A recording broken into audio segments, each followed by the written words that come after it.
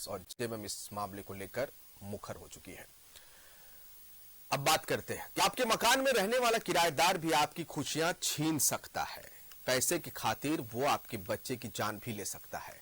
रांची के बारियातू के रहने वाले राजू गोप के घर की चिराग शौर नाम था मासूम का, उसके पुराने किराएदार ने ही बुझा दिया। इस रिपोर्ट को देखिए। रांची के चर्चित शौर्य हत्याकांड का पुलिस ने 24 घंटे के अंदर खुलासा कर दिया। शौर्य का हत्यारा उसका पुराना किराएदार ही निकला। पुलिस ने आरोपी संजू पांडा को कोडरमा से गिरफ्तार कर लिया है। वहीं अपहरण में इस्तेमाल कार को भी पुलिस ने बरामद कर लिया है। अपराधी संजीव कुमार पंडा, जो कि मुख्य तौर पर बुंदाग में अभी रह रहा था और पूर्व में भी जो वादी हैं उनके घर में किराएदार के रूप में रह चुका था। अभी भी उसका एक रिश्तेदार वहां पर किराएदार के रूप में रह रहा था, जहां कभी कभी उसका आना जाना होता था।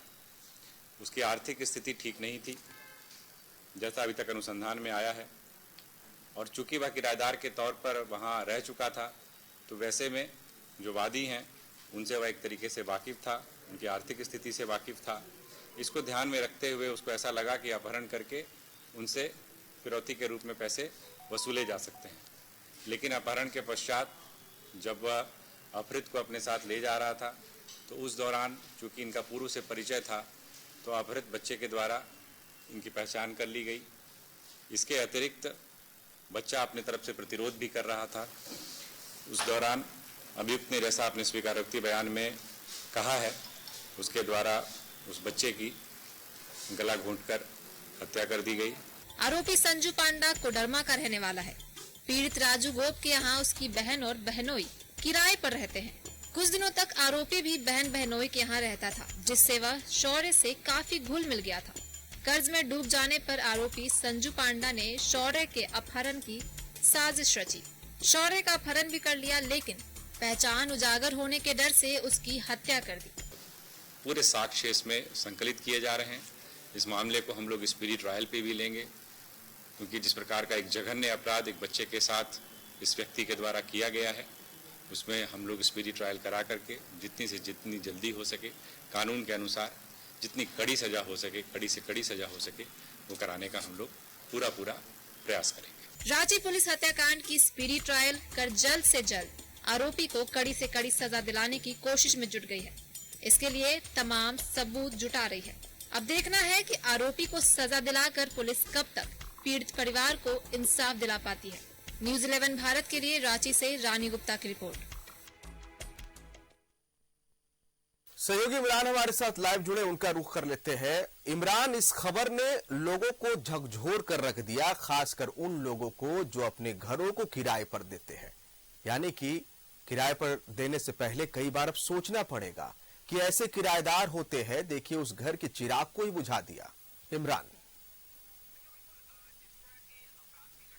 देखिए, बिल्कुल जिस तरह की अपराध की घटना को अंजाम एक किराएदार के रूप में रहने वाले संजीव कुमार पांडा ने दी थी, कहीं न कहीं इस पूरी घटना को लेकर के लोगों में आक्रोश भी था कि एक मासूम जिसका पहले अपहरण किया जाता है और उसके बाद उसकी हत्या की घटना को अंजाम दे करके बोरे में बंद करके तालाब में शव को फेंक दी जाती है। कहीं न कहीं इस पूरी घटना को लेकर के स्थानीय लोग और पुलिस प्रशासन के प्रति जितना विरोध प्रदर्शन देखने को मिला, पोस्टमार्टम रूम के बाहर हो हंगामा हुआ, फिर लोग सड़क पर उतरे, सड़कें जाम की गई और आरोपी की गिरफ्तारी की मांग कर रहे थे, जिसके बाद पुलिस ने फौरन इस पूरे मामले पर एसआईटी का गठन किया था। एसआईटी की गठन करने के बाद पुलिस ने इस पूरे मामले पर कार्रवाई करते हुए आरोपी को गिरफ्तार किया। जब गिरफ्तार की गई आरोपी से जब पूछताछ किया गया तो जानकारी मिला कि आरोपी जो है वह कुछ साल पहले, कुछ माह पहले पीड़ित के यहाँ पर किराए पर रहता था और वहीं पर उसके बारे में तमाम चीजें जानता था। आरोपी एमबीए किया हुआ युवक है, जो कि अपने रोजगार जाने के बाद लगातार आर्थिक तंगी से परेशान था और इसके वजह से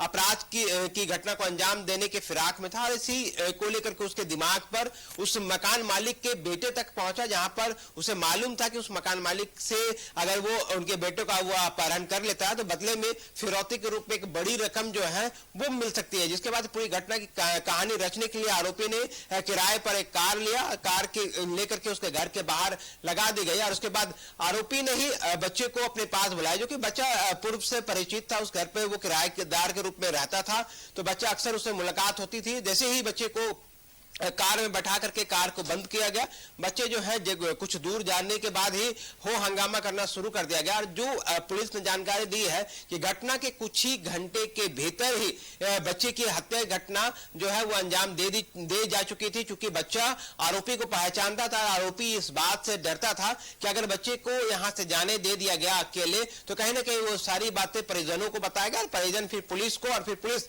आरोपी तक पहुंचेगी, जिसके बाद गिरफ्तार किया जाएगा। इसी बात को लेकर के आरोपी ने बच्चे को गला घोट करके हत्या की घटना का अंजाम देगा। उसके बाद टेप, रस्सी और बोरे में डाल करके जो है वो तालाब में शव को फेंक दिया गया।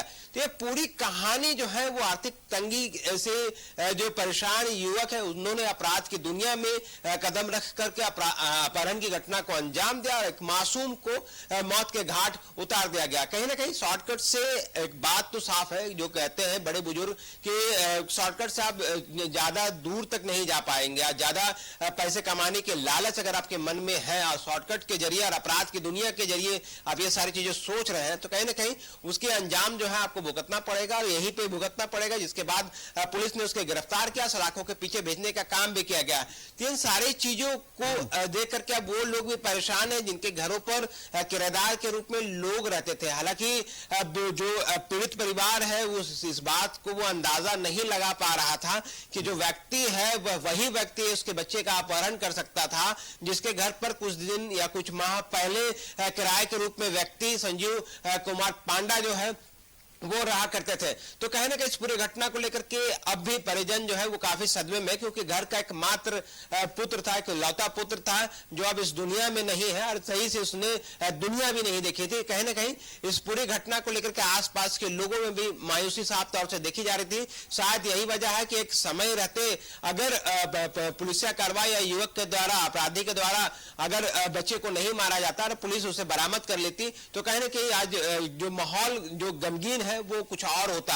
लेकिन इस घटना से कई चीजें सीख लेने की है। एक तो अगर आप किराए के रूप में किराएदार को रख रहे हैं तो उनकी पूरी तरीके से वेरिफिकेशन करा ले, यहां तक कि पुलिस को पूरी जानकारी उपलब्ध कराए आसपास के लोगों को। हालांकि पुलिस ने कभी भी स्ट्रिक्टली इस चीज को फॉलो नहीं कराया कि हर एक किराएदार के जो सत्यापन है वो पुलिस थाने के रूप में करनी चाहिए, देनी चाहिए। लेकिन समय समय पर एक ड्राइव चला करके रांची पुलिस ने ये कोशिश की थी कि लोगों को जागरूक किया जाए, ताकि अगर आपराधिक घटना होती है या अपराध किराएदार करके भागने की कोशिश करता है तो पुलिस को उसकी पूरा ब्यौरा जो है, डाटा जो है उसके पास पहले से मौजूद रहेगा और घटना के बाद वो फौरन पकड़े जाएंगे। इस घटना में भी हुई, हालांकि टेक्निकल टीम, स्पेशल टीम और कई थानेदार, डीएसपी सहित सिटी एसपी और कई अधिकारियों की मिली कार्यशैली और क्षमता की वजह से इस कांड को न सिर्फ डिटेक्ट किया गया बल्कि अपराधी को सलाखों के पीछे भेजने का काम रांची पुलिस ने कर दिया है। लेकिन अब आने वाले दिनों पर रांची पुलिस के लिए एक चुनौती है कि न सिर्फ आरोपी को स्पीडी ट्रायल के जरिए जो है वो सजा दिलाना, चूंकि इस तरह के जो कांड को अंजाम दिया गया, मासूम को मौत के घाट उतारा गया और उसके बाद इस पूरी घटना को लेकर के जब आरोपी की गिरफ्तारी हो गई तो रांची एसएसपी ने अपने प्रेस कॉन्फ्रेंस के माध्यम से साफ तौर से संकेत देने की कोशिश किया, साफ तौर से कहा है कि इस पूरे घटना को गंभीरता से लेते हुए रांची पुलिस जो है वो कोर्ट से रिक्वेस्ट करेगी कि स्पीडी ट्रायल के जरिए इस कांड की सुनवाई पूरी की जा सके और बहुत जल्द इस कांड में जो शामिल अपराधी है उनको सजा दिलाने का काम जो है वो रांची पुलिस करेगी। पूरे एविडेंस, पूरी तकनीकी जो सबूत है उसके साथ, चूंकि अब तक जो जानकारी मिल रही है पुलिस ने ना सिर्फ घटना में इस्तेमाल उस कार को बरामद किया है जो कि रेंट में एक ट्रैवल एजेंसी से लिया गया था, बल्कि घटना में इस्तेमाल किए गए रस्सी जहां से खरीदी गई थी, सेलो टेप जहां से खरीदे गए थे, उनके अलावा बैंडेज जो मुंह बंद करने के लिए, बच्चे के मुंह बंद करने के लिए इस्तेमाल किया गया था, इन सारी चीजों को जहां से लिए गए थे वहां के सीसीटीवी कैमरे में मिले फुटेज को भी पुलिस जब्त कर रही है। डिजिटल एविडेंस के रूप में कोर्ट में पेश किया जाएगा और आरोपी को कड़ी से कड़ी सजा दिलाने का काम जो है रांची पुलिस करने की बात कह रही है। अब देखना होगा कि स्पीडी ट्रायल के जरिए कितने दिनों में आरोपी को कड़ी सजा मिलती है या फिर कोर्ट्स में साक्ष्य के अभाव में वह बरी हो जाता है। यह सारी चीजें कोर्ट पर जब केस ट्रायल के रूप में जारी रहेगी, चलेगी, तब ये सारी चीजें स्पष्ट हो पाएगा कि आखिर होता क्या है। लेकिन अब रांची पुलिस के लिए बड़ी चुनौती है कि आरोपी को कड़ी सजा दिलाना, क्योंकि एक ऐसा अपराध जिसे इसके घटना के बाद एक तरह से क्या है, तो रांची में सहित कई लोगों में एक विरोध प्रदर्शन और जो मायूसी चीज, जो उदासीनता थी, वो अब खुल करके सामने कामयाबी है इमरान जी, महज 24 घंटे के अंदर पुलिस ने इस पूरे हत्याकांड का पर्दाफाश किया। लेकिन दूसरी तरफ इस दरिंदे को कड़ी से कड़ी सजा, और यूं कहे कि फांसी की सजा होनी चाहिए, जिसने एक मासूम की जान ली, किसी के घर के चिराग को बुझा दिया।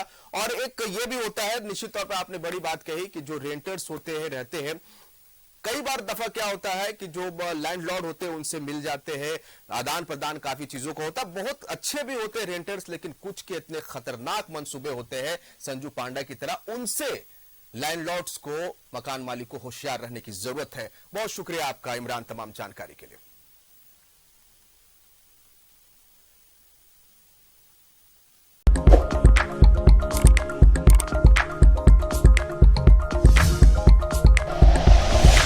Like and share videos, subscribe करें हमारा चैनल और प्रेस करें बेल आइकॉन। न्यूज़ 11 भारत, सच है तो दिखेगा।